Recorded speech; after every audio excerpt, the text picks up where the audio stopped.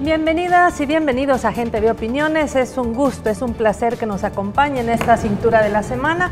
Por supuesto, no podemos empezar esta emisión sin enviar un fuerte abrazo a todas las maestras y los maestros en su día, tanto aquí en el país como en algunos otros países que también lo celebran. Para ello hemos invitado esta noche al secretario general de la Asociación Nacional de Educadores Salvadoreños Andes 21 de junio, Israel Montano, a quien le damos la más cordial bienvenida. Buenas noches. Buenas noches, gracias, un saludo especial para todo el Magisterio Nacional y especialmente para nuestro pueblo. Bueno, y también nos acompaña Idalia Zúñiga. Ella es secretaria de San Salvador del Sindicato de Trabajadoras y Trabajadores de Educación, CITES. Bienvenida, buenas noches. Buenas noches, pueblo salvadoreño, el Magisterio Nacional, un saludo de parte del Sindicato de Trabajadoras y Trabajadores de la Educación Salvadoreña, CITES. Estamos celebrando este día muy especial, ¿verdad? Así que muchas gracias por este espacio y por la invitación. Bueno, y también nos acompaña Carlos Olano, él es secretario de Conflictos del Sindicato de Docentes para una Educación para Todos. Bienvenido, buenas noches. Muy buenas noches, gracias por el espacio. Un fraterno saludo a todo el Magisterio Nacional que estamos celebrando nuestro día y por supuesto a la población en general que son los usuarios de nuestro sistema educativo, también un saludo para ellos. Bueno, como ustedes saben, el pasado 11 de mayo de 1928, la Asamblea Legislativa de El Salvador decretó fiesta nacional el 22 de junio de cada año y lo denominó Día del Maestro. Esta fecha se reconoce la labor de la docencia en sus enseñanzas para la vida, la calidad y el desarrollo educativo del país.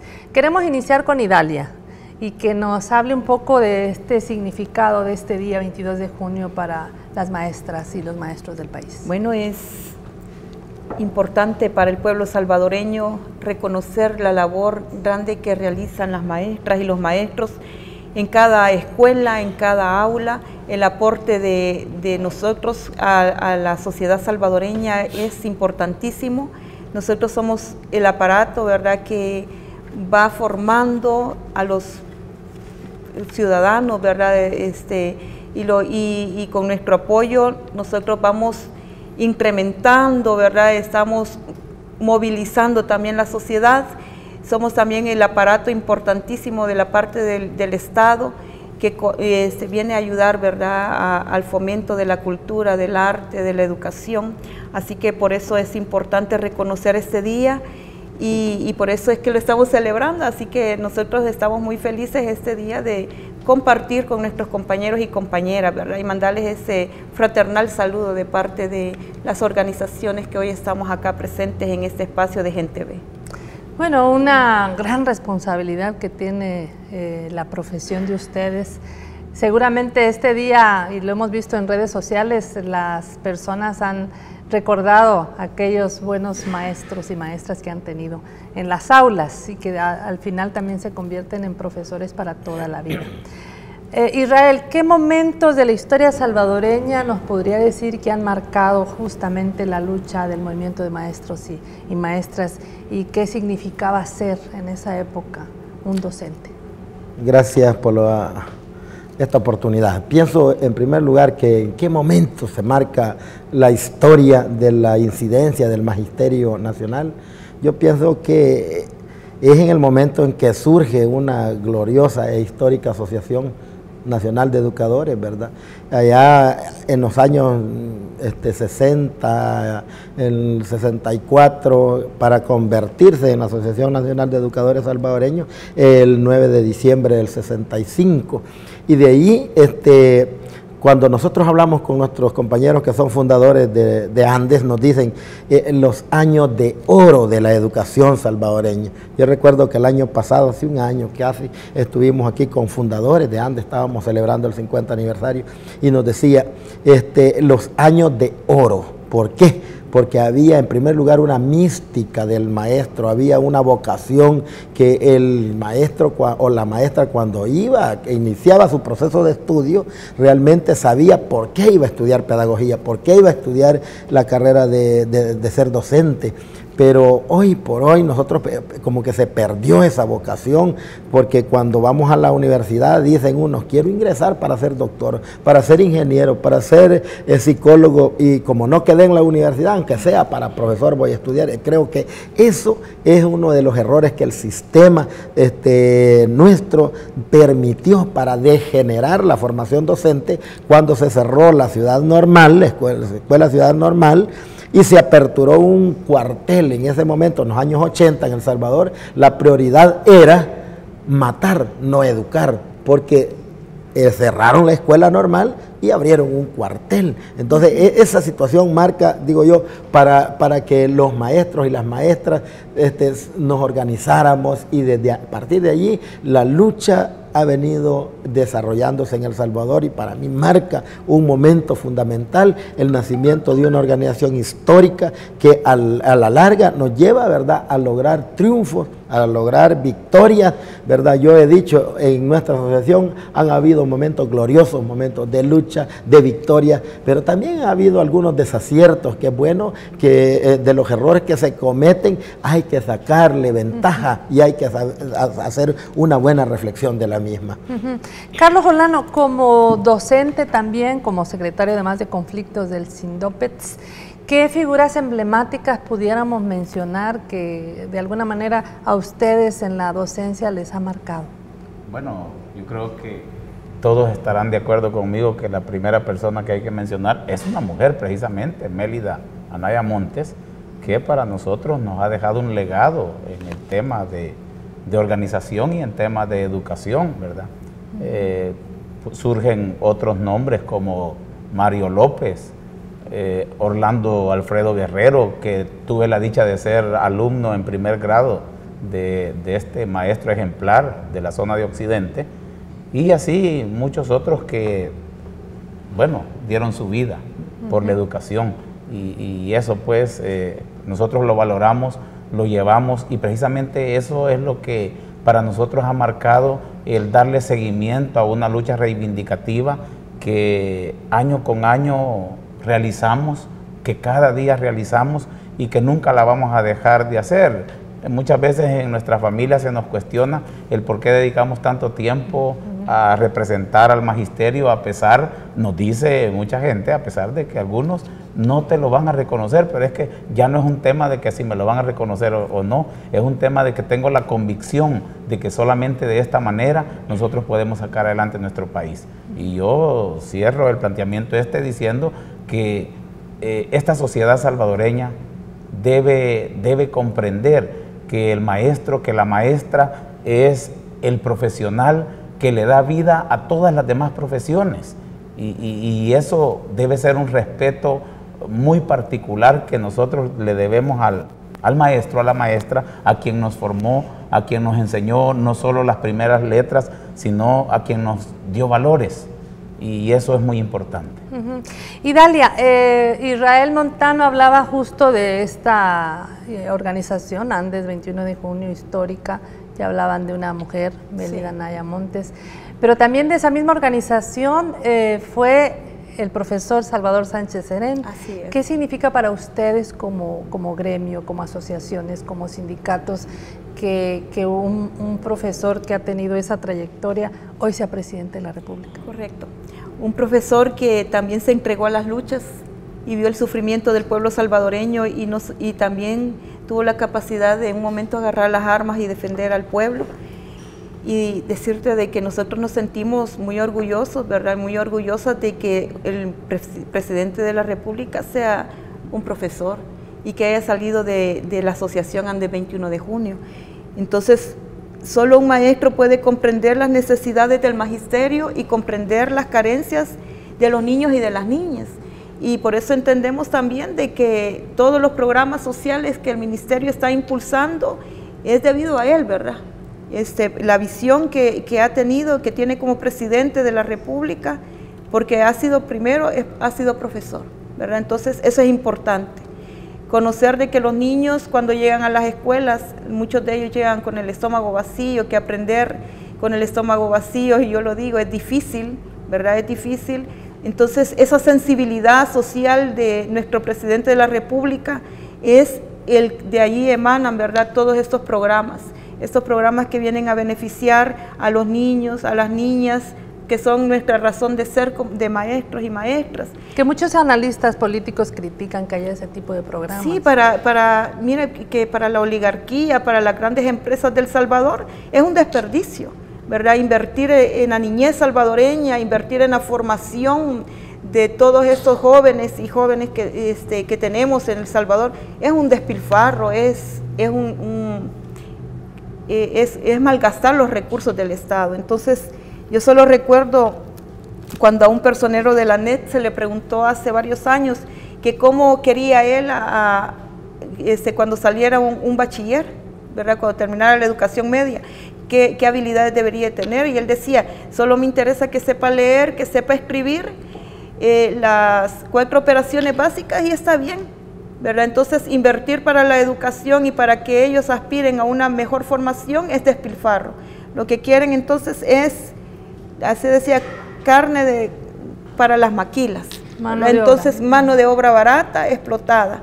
Entonces, la sensibilidad que ha tenido el profesor Sánchez Serén es grande y es la que ha orientado y ha iluminado, ¿verdad?, para el avance de la educación en estos momentos, ¿verdad?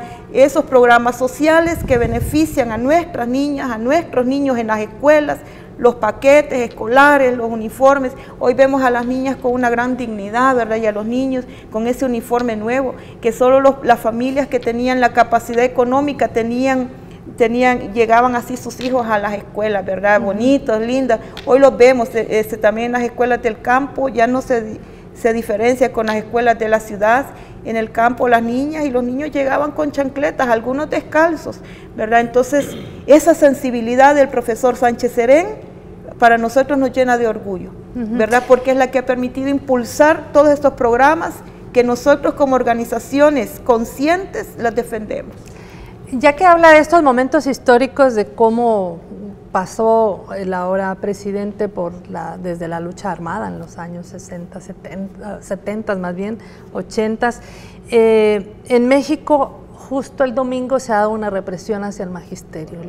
Han sido asesinados, si no estoy atrasada en la cuenta, ya 16 maestros del gremio de sindicato de Oaxaca. ¿Qué opinión les merece a ustedes como docentes que ya pasaron también una lucha complicada y difícil, esto que se está realizando allá y esa represión? Bueno, nosotros como Andes 21 de junio aprovechamos la oportunidad para hacer nuestra denuncia pública a nivel nacional e internacional y condenar el hecho y condenar al gobierno de México, porque es el único responsable, pero el gobierno de Oaxaca también, porque allí son los responsables de ese asesinato de compañeros.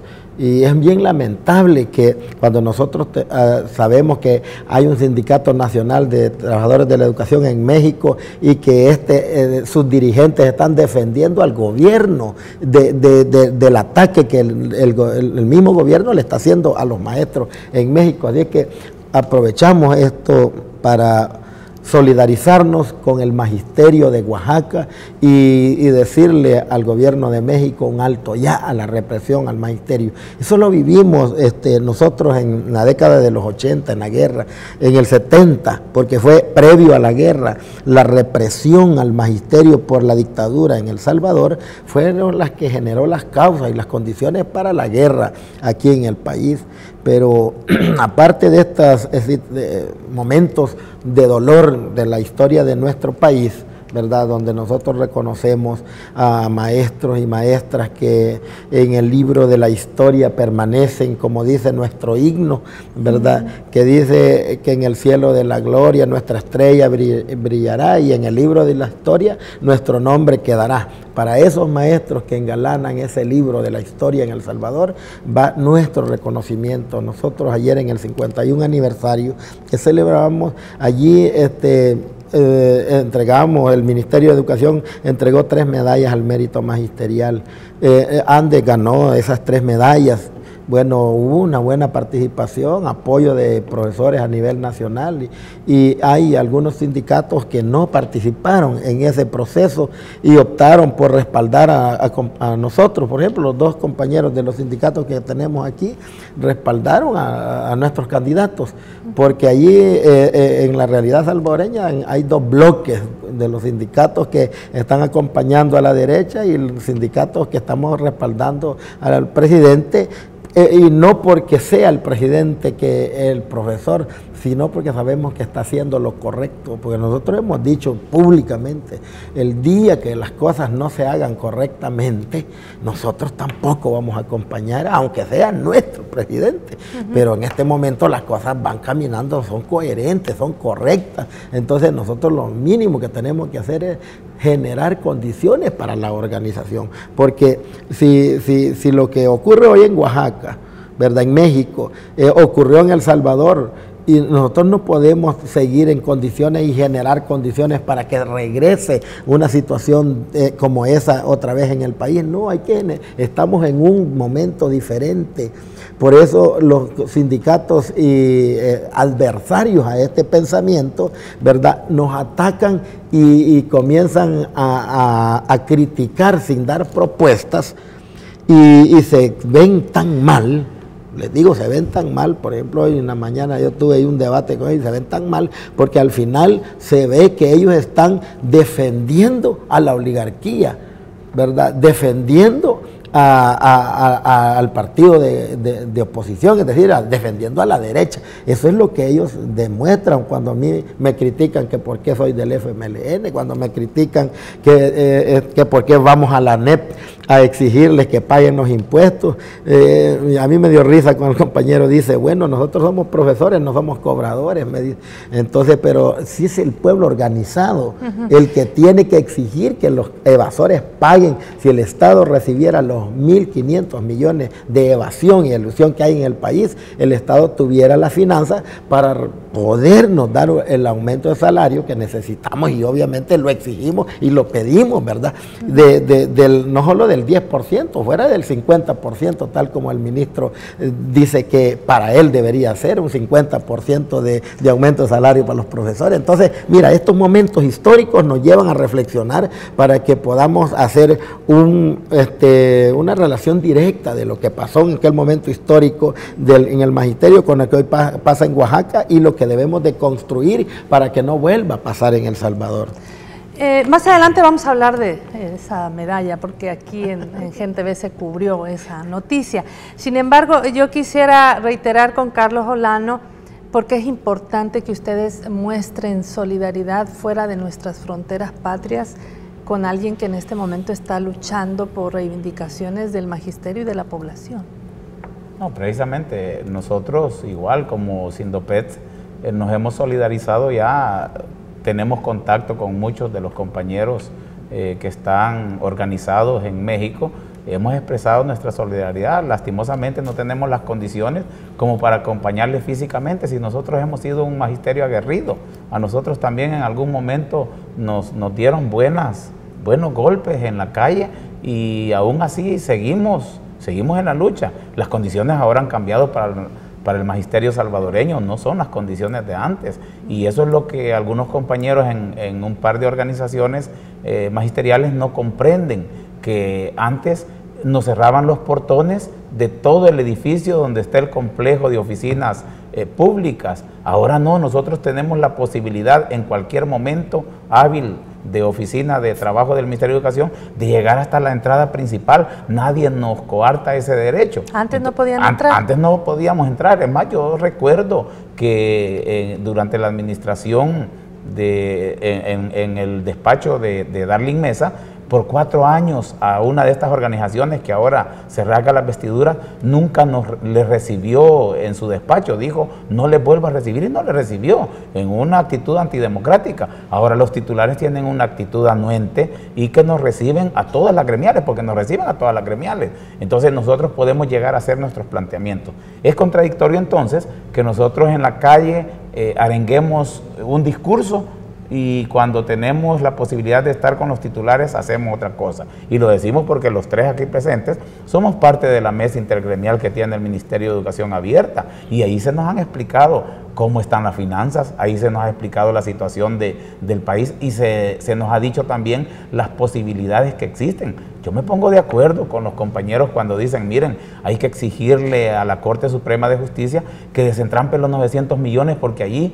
hay la posibilidad de mejorar condiciones de salud, de educación y de la seguridad de este país. Pero tenemos 4 señores allí en la Sala de lo Constitucional que negligentemente están haciendo una tarea que les ha encargado la oligarquía en este país, y la están haciendo muy bien, porque le están haciendo mucho daño al país. Por otro lado, la ANEP está exigiendo educación, está exigiendo seguridad. Bueno, que entonces que paguen los impuestos, porque de esa manera habrá recursos para solventar muchos de los problemas que ahorita ellos mismos están señalando que son problemas graves del país. Yo creo que la falta de recursos financieros en este país, todo el mundo está consciente. Nosotros los trabajadores estamos conscientes, hacemos nuestra parte, nosotros pagamos nuestros impuestos y los pagamos a tiempo. Entonces, que hagan su parte, solo así van a tener solvencia moral para exigir. Ahorita están actuando de una forma bastante hipócrita, exigiendo lo que ellos no tienen capacidad de dar y que es una obligación para ellos. Además están cometiendo una falta de nacionalismo, ya que se hacen llamar nacionalistas. Eso es lo más antinacionalista que puede haber, tratar de ahorcar con el recurso que tengo obligación de pagar a este país. Muy bien, vamos a hacer nuestro primer corte y al volver continuamos hablando sobre cuál es la condición del magisterio en la actualidad, cuáles son los retos que tienen por delante. Ya regresamos. Latinos Tours, más que bueno, un servicio exquisito. Excursión a Cuba, visitando La Habana, Pinar del Río y Varadero, del 1 al 6 de agosto. Contáctenos al 2240-0365. Latinos Tours. Nos acompaña Israel Montano, Idalia Zúñiga y Carlos Solano del Magisterio Nacional. Estamos abordando justo el tema de cómo se encuentra en este momento pues el gremio, las asociaciones, los sindicatos que ellos conforman. Idalia nos decía que también quiere expresar su solidaridad, pero también queremos que nos diga cuáles son los logros en el cumplimiento de los derechos hacia el magisterio que han tenido. ¿Cómo no? Bueno, también CITES quiere solidarizarse con los maestros y las maestras del CENTE, que es la Coordinadora Nacional de Trabajadores de la Educación allá en México. Nos solidarizamos porque hemos visto de cerca cómo ha venido desde la desaparición de los 43 estudiantes de Ayotzinapa y luego ver toda la represión de este gobierno neoliberal que está ejerciendo sobre el magisterio organizado allá en México, y es atroz todo lo que está ocurriendo, pero también es esperanzador ver a los padres de familia que se han unido a la lucha y ver esas grandes manifestaciones que todos los días están saliendo por todo México, en Quintana Roo, en Distrito Federal, y ya es desesperante, ¿verdad?, cómo los federales, con órdenes de este gobierno atroz dirigido por Peña Nieto, están ejerciendo sobre el pueblo ya mexicano, ¿verdad? Y la solidaridad de todas las organizaciones, ya veíamos que también el área de salud ya se unió, pero qué bonito ver ese respaldo de los padres y las madres de familia. Ahí ya vemos una organización popular y qué bueno eso, ¿verdad?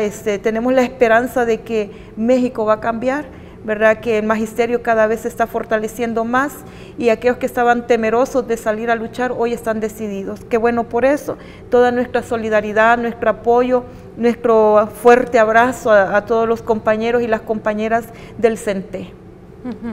A ver, y entonces, ¿cómo ven los avances ustedes en el respeto a sus derechos como magisterio? ¿Qué logros ha habido, Israel? Claro, mira, si nosotros vemos cuáles son los avances que hemos logrado con relación a nuestros derechos, son muchos, ¿verdad? Yo les diría, son varios, los vamos a enumerar, porque vamos a empezar con la ley, ¿verdad?, de servicios médicos hospitalarios. Fue la primera, ¿verdad?, servicios médicos hospitalarios, que le dio vida a la ley de bienestar magisterial en su momento, y posteriormente a la ley del Instituto Salvadoreño de Bienestar Magisterial. Luego, la ley de la profesión de maestro, que le dio vida a la ley de la carrera docente. Hoy tenemos la ley de escalafón magisterial, que está incluida en la ley de la carrera docente. Y de igual manera, nosotros hicimos procesos en el 1995, que se le llamó, el ministerio le llamó Consulta 95. En esa época hubo un proceso de nivelación salarial en donde los maestros y las maestras tuvimos quizás el porcentaje mayor de aumento de salario, aparte del que dio el Pollo Samayoa previo de irse a la guerra. Estamos hablando, estamos en la parte histórica. Entonces allí los maestros, un aumento de $500 que dio en aquel momento el Pollo Samayoa, ¿verdad? Fue grande. Y luego el otro que hicimos nosotros en el 95, eran gobiernos de derecha, por supuesto, pero era como un mandato que la Comisión Económica Europea, el Fondo Monetario, les daba, ¿verdad?, a los gobiernos de derecha, y por la lucha del Magisterio Nacional. Había una lucha nacional de los maestros. Entonces, recién firmados los acuerdos de paz, 3 años de haberse firmado los acuerdos, tenían miedo que se cayera y se desmontara el proceso de los acuerdos de paz. Entonces eso hace que los organismos financieros internacionales meten su garra, ¿verdad?, para implantar el modelo neoliberal, y para ello había que poner quieto al magisterio, y por eso es que se nos dieron esos aumentos, esa nivelación salarial que osciló entre los $500 a $900, ¿verdad?, más o menos. Colones, perdón, no eran dólares, eran colones, correcto. Entonces, eso fue sustancial en ese momento. Entonces, de los logros, también hay que decir que ahí hemos tenido conquistas que nosotros hemos logrado, ¿verdad? Por ejemplo, ya hoy recientemente, con los gobiernos de transición, haber pasado a los compañeros del programa Educo a laborar por ley de salario, María T., eso es quizás como uno de los triunfos más grandes. Eran contratos, ¿verdad? Eran por contrato. Por año. Sí, y ya pasar a 9.316 maestros a laborar oficialmente, que lo hizo el profesor Sánchez Serén en el gobierno del expresidente Funes. Eso fue y a cambio de agradecimiento a eso, hoy hay un pseudo sindicatito llamado ahí Cimeduco, que tiene una gran presencia mediática porque les hace el favor a la derecha, que ellos en ese momento se salieron de la comisión y no fueron los que negociaron pasar a los maestros de Educo a ley de salario.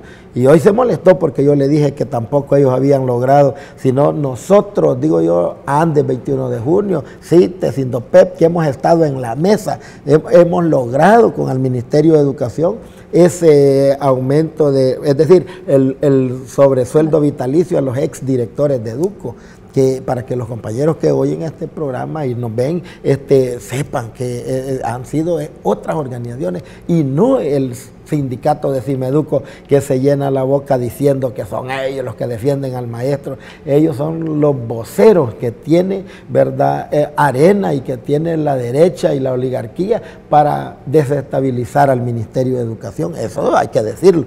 Entonces, y creo que esto es una oportunidad para que el magisterio sepa, si nosotros hacemos esfuerzos de organización y nos unimos, vamos a tener la capacidad de incidir, porque nosotros hay que construir nuestro propio proyecto educativo. Nosotros lo hemos dicho, los maestros organizados, por lo menos en el movimiento pedagógico salvadoreño, nosotros tenemos esa convicción, crear nuestro propio proyecto educativo, y para eso hay que hacer un diagnóstico nacional. Nosotros estamos trabajando en ello, ¿verdad? Como la gente que piensa en la educación que tenemos, la educación que queremos, y para eso hay que hacer una alianza estratégica, y la alianza estratégica es con los padres de familia. Mélida, nuestra fundadora, José Mario López Alvarenga, Mario Medrano y todos estos fundadores, los maestros fundadores, Cuando inician la organización en el magisterio, lo hacen en las comunidades, lo hacen con los padres, lo hacen con los campesinos, lo hacen con los obreros. Hubo la famosa alianza obrero-campesino. ¿Por qué hoy no podemos hacer eso? Sí podemos hacerlo. Lo que pasa es que muchas veces la gran desinformación mediática de los medios les genera incertidumbre a nuestros compañeros maestros y maestras. Por eso este día especial, que es el día nuestro, el Día del Maestro, hombre, que reflexionemos, compañeros. Yo hago un llamado a que reflexionemos, pensemos que el país nos necesita juntos, nos necesita unidos, y ese es el esfuerzo que hacemos nosotros en el movimiento pedagógico salvadoreño, en Andes 21 de junio, en nuestro sindicato, con las demás gremiales, en una coordinación que tenemos con los demás sindicatos que coincidimos con el proyecto del profesor Sánchez Serén. Ahora, yo solo, Mariette, perdona, yo digo algo. Si las políticas implementadas en educación estuvieran totalmente equivocadas, nosotros las decimos.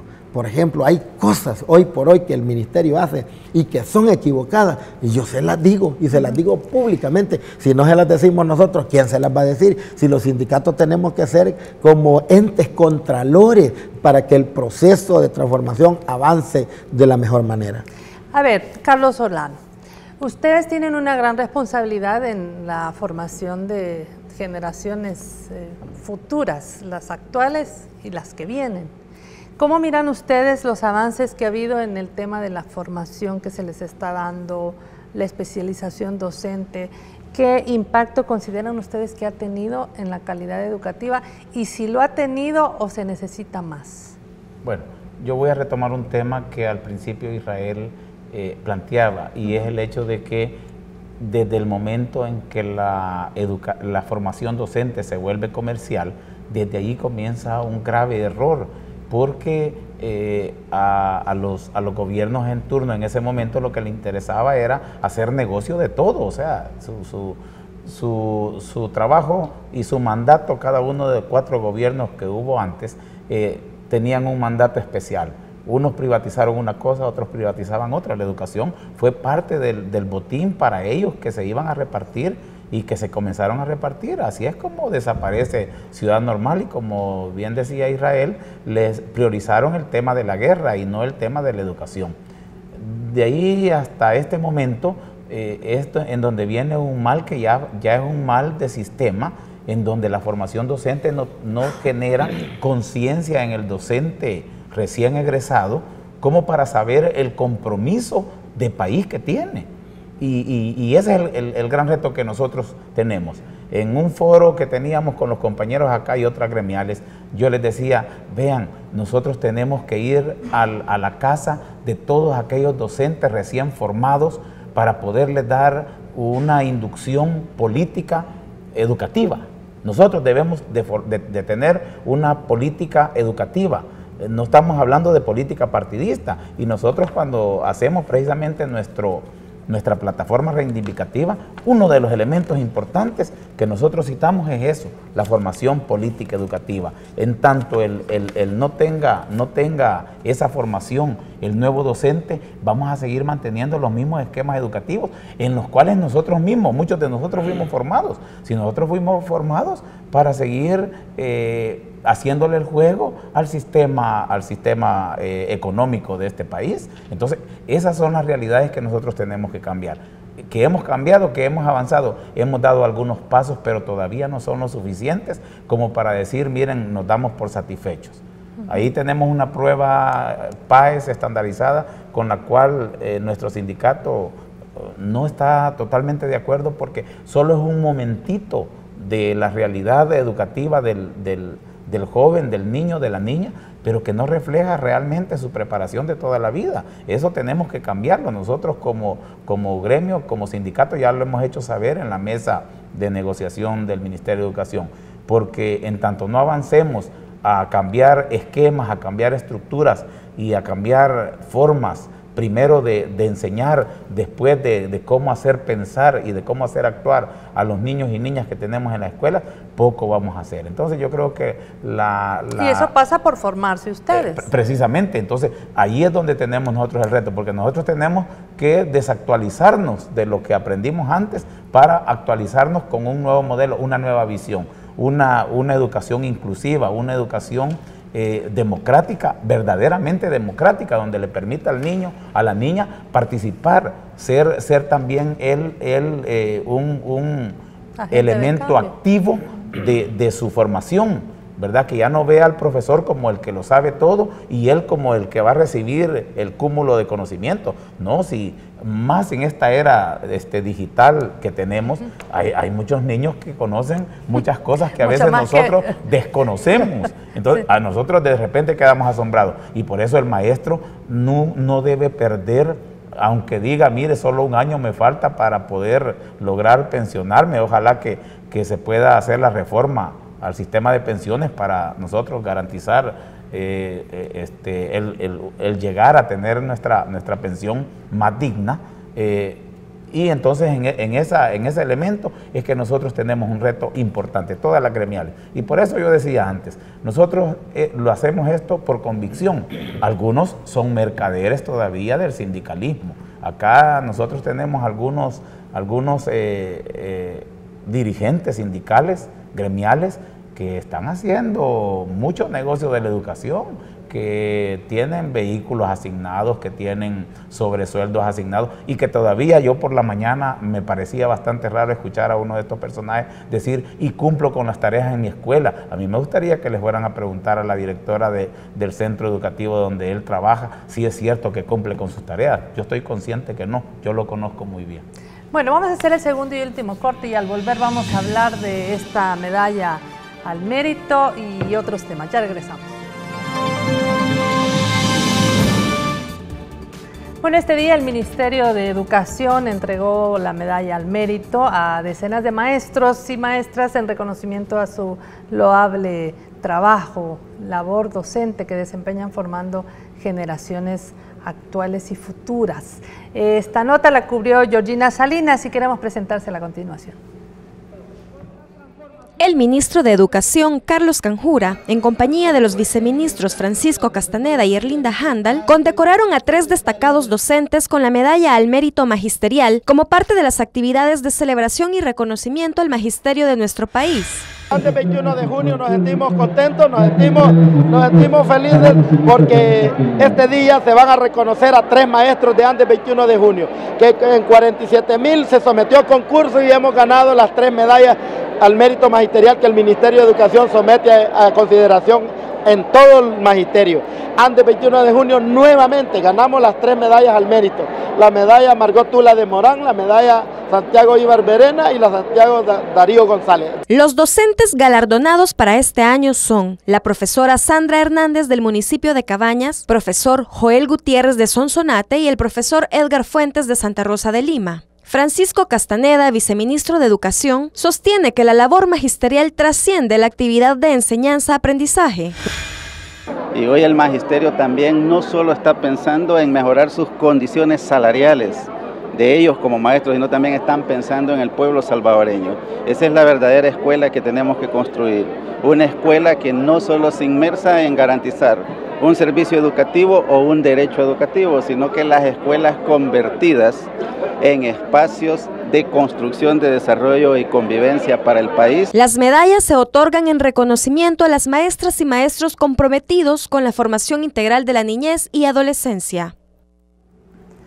Bueno, Idalia, quiero que nos diga su opinión sobre estos reconocimientos y también quisiera que nos hablara del financiamiento que se da a la educación en este momento.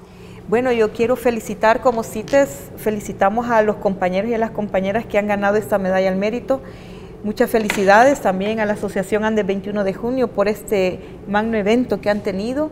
Y sé también que hicieron un hecho político también, ¿verdad? Fueron allá a la NET y eso no le gustó mucho a los personeros, ¿verdad? De la NET y la oligarquía de El Salvador. Nosotros tenemos claro como CITES hemos hablado de que debemos de avanzar en términos de educación, y para poder avanzar es necesario un refuerzo presupuestario para el Ministerio de Educación. ¿Y para qué serviría ese presupuesto? Y nosotros hablamos de que el presupuesto de educación debe llegar por lo menos a un 6%. ¿Para qué? Para avanzar con los programas sociales que benefician a los niños, a las niñas y por ende a las familias. Avanzar con la dignificación magisterial. Y también debemos de avanzar con la parte de las infraestructuras de las escuelas. Hemos tenido, por 20 años tuvimos el dominio, ¿verdad?, de la educación, que si lo hubieran querido privatizar lo hubieran hecho, no se les permitió. Entonces hemos tenido una educación excluyente, ¿verdad?, donde la educación media estaba todavía excluyente, ¿verdad? Tenemos que ampliar la cobertura para la educación media, ampliar también esa formación de los maestros, ¿verdad? Fíjate que nos quitaron los maestros de educación física, la formación de maestros de educación física, los profesores de arte, de música, de danza, eran innecesarios para la derecha, los quitaron, ¿verdad?, la formación. Se está intentando devolver, ¿no? Correcto, entonces del CENAR salía esa riqueza de los maestros que venían a fortalecer a la educación salvadoreña, y para ellos era un desperdicio. Entonces debemos de regresar a la formación de los maestros en las áreas artísticas, en las áreas de educación física, incrementarlo. Entonces el Ministerio de Educación necesita y merece, ¿verdad?, el aumento presupuestario hasta el 6%. Pero también entendemos de que en este momento es crítico. ¿Por qué? Porque la empresa privada en El Salvador evade los impuestos, ¿verdad? No los quieren pagar, los pagamos los trabajadores, las trabajadoras de El Salvador, pero ellos han preferido incluso sacar sus grandes empresas y llevarlas a Nicaragua, a Panamá, a otros lugares de Centroamérica. Y acá en El Salvador son tan mezquinos, ¿verdad?, que no quieren invertir, incluso pagar sus impuestos para que el Estado tenga mayor recursos y pueda invertir para todo el pueblo salvadoreño. Y una área es la educación. Israel, ¿cómo han visto ustedes el impacto de programas insignias que ha tenido la educación, como la entrega de paquetes escolares, vaso de leche, computadoras? ¿Cuáles son como los elementos que podemos mencionar? Han sido muy significativos. Quiero decirte que cuando se le da el nombre de Vamos a la Escuela al Plan Social Educativo, se da con esa finalidad de que el niño se incentive en la escuela y que él diga vamos a la escuela, que nazca en ellos el vamos a la escuela, con esa finalidad ya en el 2009. Pero yo quiero reiterar que si bien es cierto, los padres de familia son los favorecidos con estos programas, si nosotros no organizamos y defendemos, no nos organizamos la comunidad para defender estos programas, podrían verse en dificultad en el futuro. Entonces, por eso Andes 21 de junio tiene el movimiento pedagógico salvadoreño, impulsamos el movimiento. ¿Qué hacemos eso? Organizar a los padres de familia, a los estudiantes, a los maestros, para defender la escuela pública, para contrarrestar la privatización encubierta de la educación pública, porque hoy por hoy en el Ministerio de Educación tiene grandes cantidades de dinero, estamos hablando millones de dólares que se las dan a proveedores que son universidades privadas para que ellos sean los implementadores en el tema de alfabetización, por ejemplo, y en capacitaciones. El ministerio no debería hacer eso. Estamos nosotros, los maestros, los sindicatos, deberíamos tener un equipo de maestros especialistas para ir nosotros a capacitar a los maestros. Luego, la elaboración de una propuesta educativa alternativa al modelo neoliberal que nosotros estamos trabajando, ¿verdad? En los aspectos lleva la formación docente, la reforma curricular, la enseñanza de valores. ¿Por qué? Aquí hay que también cambiar la actitud, y ese reencuentro que nosotros queremos hacer con los padres de familia, que lo estamos intentando en algunas escuelas pilotos a nivel nacional, lleva un significado que porque la educación inicia en la casa. El padre de familia nos tiene que ayudar a educar. No es solo la responsabilidad nuestra de educar a los niños y las niñas, sino que es el padre el que nos tiene que ayudar, y vamos a contrarrestar los conatos de violencia de los jóvenes para prevenir la violencia en estos momentos, la delincuencia juvenil. Tiene que colaborarnos el papá, los padres de familia. Si ellos no están con nosotros, va a ser muy difícil que podamos contribuir en eso. Finalmente, decir que comparto el criterio de Idalia, necesitamos que haya por lo menos el 6% con relación al PIB de presupuesto para educación, de lo contrario va a ser muy difícil el trabajo que hemos empeñado. Y lo otro es que tenemos una mesa de negociación abierta en donde estamos trabajando para que realmente haya el aumento de salario para los maestros y las maestras. No quiere decir que nosotros nos hemos olvidado de ello. Ahí está la ley de la carrera docente que nos da esa potestad y creemos que lo vamos a hacer y nos vamos a entender con el Ministerio de Educación. Carlos Onano ha venido hablando del tema de tener una pensión justa cuando se jubilen. También han dicho de la salud, el cómo la atención del Instituto Salvadoreño de Bienestar Magisterial. Pero también hay un elemento importante y es el tema de la seguridad de ustedes en los centros escolares con estas nuevas medidas que ha tenido el gobierno. ¿Cómo han impactado a ustedes para realmente sentirse pues menos vulnerables en su labor?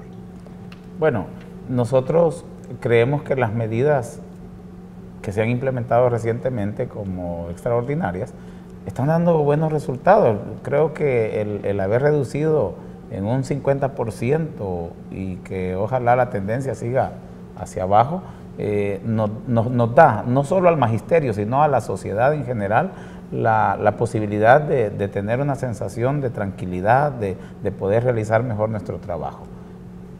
Yo siempre he manifestado de que la delincuencia casi nunca se manifestaba dentro de los centros escolares, siempre es en el contexto de la comunidad donde está la escuela, ¿verdad? Y allí siempre he contradicho a todos aquellos sindicalistas que hacían de honor el tema de la seguridad para decir el Ministerio de Educación tiene responsabilidad. Eso no es cierto, ese era un tema de seguridad, ¿verdad? Y entonces ahí nosotros debemos hablar con claridad. Entonces, nosotros creemos que todas estas medidas deben seguirse implementando, ha dado buenos resultados. Por la mañana yo también escuchaba, y no me quiero quedar con esa espinita, de que un sindicalista decía que lástima que no se siguió implementando el programa social educativo. Se está implementando, se sigue implementando. No se está haciendo solo donde no quieren hacerlo, pero nosotros estamos viendo acciones y nosotros tenemos el documento que se nos ha hecho llegar de parte del Ministerio de Educación con la parte filosófica y la parte de cómo implementar este programa social educativo. Quizás no tengamos todos los recursos, porque hay que ser honesto, no tenemos todos los recursos, pero ahí es donde entra la creatividad también del docente y de la población estudiantil. ¿En qué consiste este programa social educativo? El programa social educativo tiene una serie de elementos que hacen que el alumno tenga más tiempo en la escuela, que se pueda relacionar más, que tenga una diversidad de elementos, que no solo sea el elemento de entrar a su clase, recibirla y ahí se acabó toda su presencia en la escuela, que implemente programas deportivos, que implemente programas culturales. Todo eso es una variable que nos presenta oportunidades para que toda la comunidad en donde la escuela se encuentra se pueda incorporar a ella. Nosotros tenemos experiencias muy interesantes de instituciones que hasta el día domingo está abierta para la comunidad, en donde los niños ocupan la cancha, en donde los niños ocupan los espacios. Bueno, hasta los padres de familia hacen algunas reuniones de tipo culturales. Es que precisamente esa es lo importante de que la comunidad se inserte también en la escuela, ¿verdad? Que ya no vean la escuela solo como el espacio para aprender a escribir, a aprender a leer y aprender otros elementos de corte académico, sino que sea una formación integral. Eso es lo que precisamente pretende el Plan Social Educativo. Se sigue implementando y solo en aquellos lugares donde a veces estos mismos dirigentes son los que obstaculizan o no administran bien sus centros escolares, es donde no son efectivos. Y bueno, lo que al final resulta es en una protesta debe tener siempre propuesta. Y queremos agradecerles la visita esta noche a ustedes, felicitarles nuevamente por su día y sobre todo recordar que lo que se enseña en la casa es responsabilidad también de los padres y las madres de familia, porque el magisterio no puede enseñar a su hijo y a su hija a decir gracias, por favor y todo lo demás. Así que también les invitamos y felicitamos a aquellas madres y padres que son buenos docentes desde que nacen los hijos. Gracias por venir. Y a usted, amiga, amigo, este programa mañana a las 7 de la mañana en retransmisión y el jueves en la noche a las 7 una nueva entrevista aquí en Gente de Opiniones. Gracias por su sintonía.